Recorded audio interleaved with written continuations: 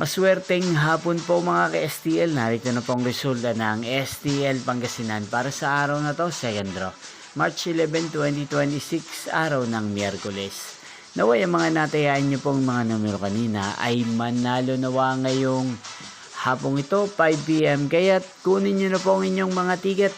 Narito na po ang resulta. Ang mga numerong nanalo sa STL Pangasinan ngayong hapong ito, March 11, 2026. 5 PM second draw result 29 at 10 in exact order. Again, 29 at 10.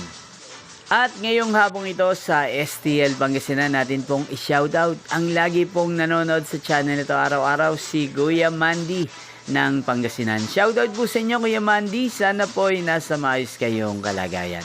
At sa lahat po ng mga taga Pangasinan na lagi pong nakasubaybay sa channel na to, shoutout po sa inyo. Inyo pong napanood ang resulta ng STL Pangasinan. Maraming salamat po sa patuloy niyo pong panonood at pagsuporta sa aking channel.